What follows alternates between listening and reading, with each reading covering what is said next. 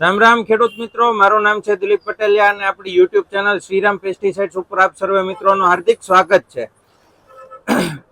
તો આજે આપણે કૃષિ માહિતીની અંદર ખાસ વાત કરવાની છે, એ છે ટમેટાની ખેતી વિશે. આજે આપણે સંપૂર્ણ માહિતી તમને દેવાની છે કે જેના અંદર આપણે બિયારણની માહિતી, વાવેતરનો સમય, વાવેતરની પદ્ધતિ, એના અંદર આવતી તમામ પ્રકારના રોગ, જીવાત અને એના નિવારણ વિશેની આજે આપણે સંપૂર્ણ માહિતી તમને આ એક જ વિડીયોની અંદર આપવાની છે. તો બન્યા રહેજો વિડીયોના અંત સુધી કે જેથી કરીને તમને સારામાં સારી કૃષિ માહિતીનો લાભ મળી શકે અને તમે સારામાં સારો એનો તમારી ખેતીની અંદર ઉપયોગ કરી શકો. પણ જો હજુ સુધી તમે નવા હોય અને શ્રીરામ પેસ્ટિસાઇડ્સને સબસ્ક્રાઇબ નથી કર્યું તો આપણી ચેનલને સબસ્ક્રાઇબ કરી લેવા નમ્ર વિનંતી છે.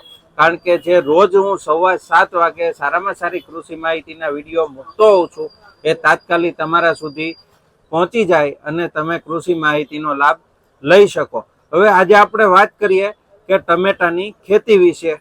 તો સૌપ્રથમ આપણે વાત કરીએ કે ટમેટાનો વાવેતરનો સમયગાળો શું હોય છે. તો ટમેટાનો વાવેતરનો જે સમયગાળાની વાત કરીએ તો જૂનથી લઈ અને સપ્ટેમ્બર સુધી આપણે વાવેતર કરી શકતા હોઈએ છીએ. પણ તમારે ઉનાળાની અંદર એટલે કે શિયાળાની અંદર તમારે રોપ નાખવો અને ઉનાળામાં તમારે પ્રોડક્શન લેવું હોય તો તમે જાન્યુઆરીથી લઈ અને માર્ચ સુધી તરુ નાખી શકો છો. એ પ્રમાણેનો તરુ નાખવાનો જે સમયગાળો છે હોય છે. પણ અમારા એરિયાની લોકલ તમને વાત કરીએ તો અમારે અહીંયા ખેડૂત મિત્રો એક જ્યારે અતિશય ઠંડીનો જ્યારે પીરિયડ આવતો હોય કે જે વર્ષની અંદર મહિનો 1.5 મહિનો સુધીનો પીરિયડ હોય છે અતિશય ઠંડીનો, અને જ્યારે આપણે મે જૂનની અંદર અતિશય જે ગરમીનો પીરિયડ હોય એ ટાઈમની અંદર ટમેટાનું વાવેતર નથી કરતા. બાકીના 8 થી 9 મહિના સુધી આરામથી ટમેટાનું વાવેતર અમારા એરિયાની અંદર થતું હોય છે. છૂટું છવાયું વાવેતર થતું હોય છે અને ખેડૂતો એનો ભાવનો પણ સારામાં સારો લાભ લેતા હોય છે. એટલે કે ઓફ સિઝનની અંદર તરુ નાખી ઉજેરીને વાવેતર કરવાથી એનો ઓફ સિઝનનો ભાવનો લાભ પણ લેતા હોય છે. હવે વાત કરીએ કે ટમેટાની વાવેતરની પદ્ધતિ. તો ટમેટા મલ્ચિંગની અંદર થાય છે, ડ્રીપની અંદર થાય છે, ઓપન ફિલ્ડની અંદર પણ ટમેટાનું વાવેતર થાય છે. એટલે કે આ ત્રણેય પદ્ધતિની અંદર થાય છે. પછી નીચે જમીન ઉપર પણ વાવેતર કરે છે અને ટમેટાના વેલા ચડાવી અને એ રીતે પણ વાવેતર કરે છે. થોડુંક મહેનત અને ખર્ચ વાળું કામ છે. તો ઘણા ખેડૂત મિત્રો કે ભાઈ એ અમારીથી મહેનત નહીં થઈ શકે, અમે તો જમીન ઉપર કરશું.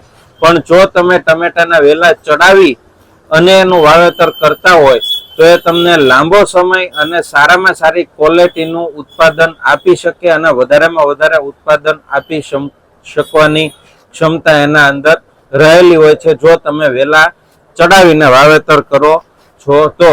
હવે આપણે વાત કરીએ કે એમાં બિયારણની પસંદગી આપણે કઈ રીતે કરવી. તો બિયારણની પસંદગીની ખાસ વાત કરીએ તો એ તમારે તમારું જે લોકલ માર્કેટની અંદર જે વેરાયટીઓ વધારેમાં વધારે ડિમાન્ડ કરતી હોય, જે વેરાયટીઓના વધારેમાં વધારે તમને ભાવ મળતા હોય એ વેરાયટીઓ તમારે પસંદ કરવાની રહે કે જેનો તમને સારામાં સારો લાભ મળી શકે. પછી ઘણા ખેડૂત મિત્રો એવું હોય કે એને દૂરના ટ્રાન્સપોર્ટેશન મોકલવું એટલે કે લાંબા અંતરનું જગ્યાએ મોકલવું હોય તો એમને જાડી છાલનું ટમેટાનું બિયારણ પસંદ કરવાની ભલામણ છે. કારણ કે આછી છાલનું જો ટમેટાનું બિયારણ હોય અને 2-3 દિવસ પરિવહનમાં રહે તો એ બગડવા અથવા ખરાબ થઈ જવાની શક્યતાઓ રહેતી હોય છે. તો હવે આપણી પાસે અત્યારે જે વેરાયટીઓ હાજર છે ટમેટાની એ હું તમને બતાવી દઉં અને એમની થોડી ખાસિયતો વિશે પણ તમને વાત કરી દઉં.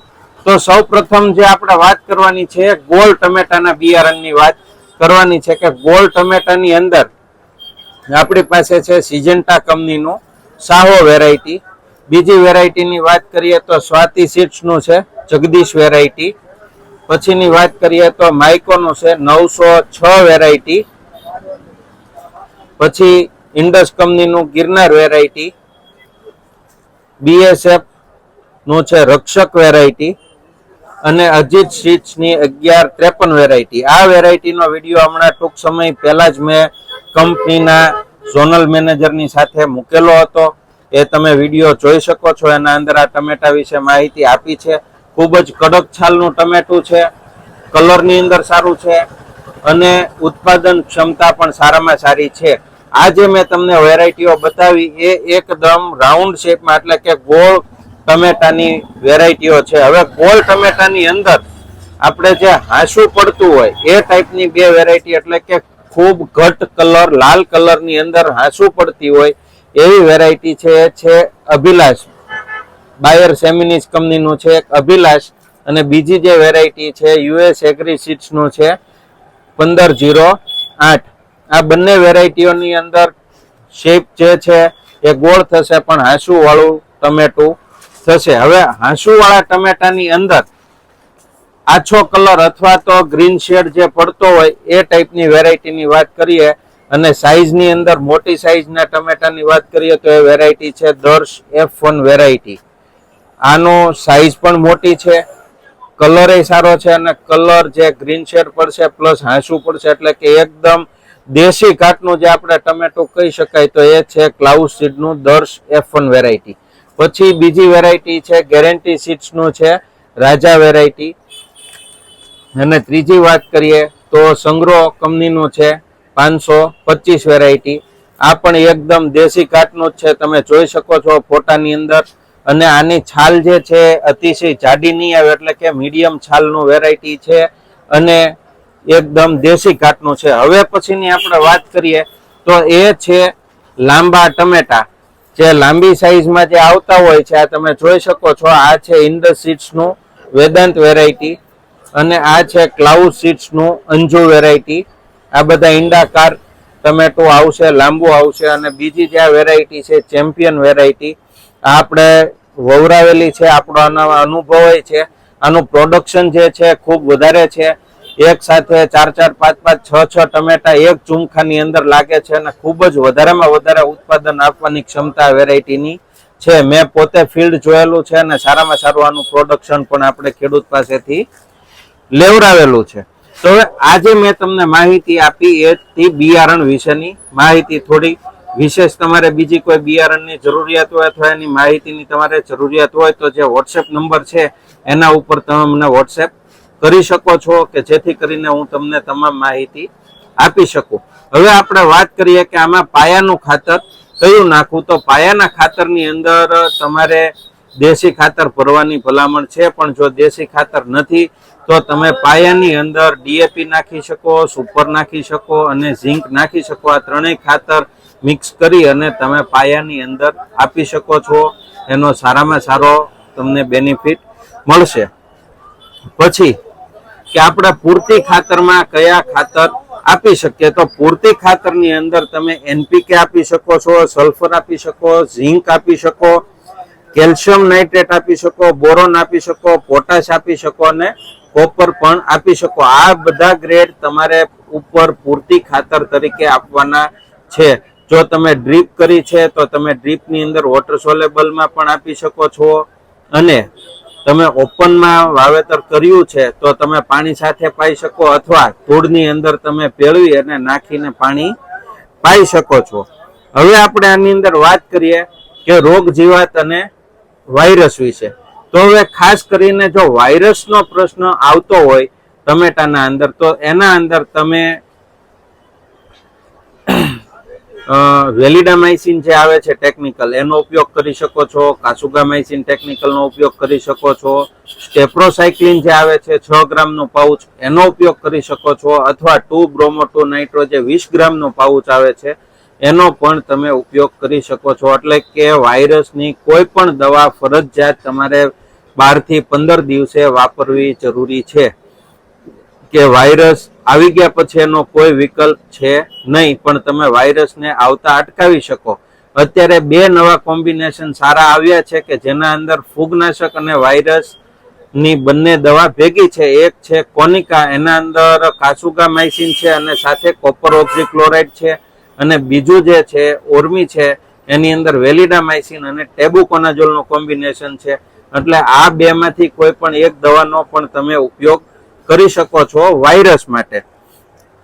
હવે વાત કરીએ કે આમાં ફૂગ લાગતી હોય છે અને ફૂગના હિસાબથી પાન ખરાબ થતા હોય, ટપકા ઉપર પડતા હોય, ભૂકીચારો આવી જતો હોય, તો આવા સંજોગોના અંદર તમે મીડિયમ રેન્જના ફૂગનાશકનો પણ ઉપયોગ કરી શકો છો. એજેસ્ટ્રોબિન ટેબુકોનાઝોલ હોય, એજેસ્ટ્રોબિન ડાયફેનકોનાઝોલ હોય, એકલું ટેબુકોનાઝોલ 25% હોય, આનો ઉપયોગ તમે કરી શકો છો જો ભૂકીચારો ને એવા બધા ટપકાના રોગ હોય તો. પણ હવે જો તમારે ફળનો સડો છે, ફળનો સડાની વાત કરીએ તો ફળનો સડાની અંદર બે વસ્તુ હોય. એક છે વાયરસથી ફૂગથી લાગતો સડો અને એક છે જીવાત એટલે કે ઈયળથી લાગતો સડો.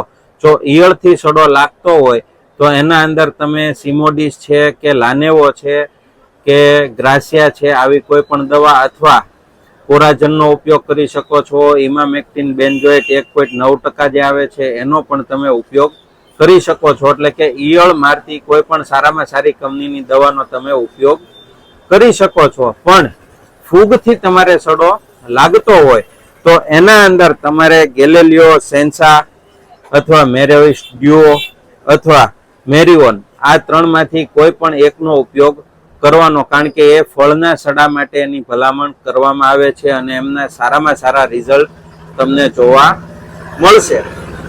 હવે વાત કરીએ કે એના અંદર આવતા બીજા રોગ જીવાત, તો એના અંદર સફેદ માખી આવતી હોય છે, લીલી પોપટી આવતી હોય છે, મોલોમસી આવતી હોય છે અને થ્રિપ્સ પણ આવતી હોય છે.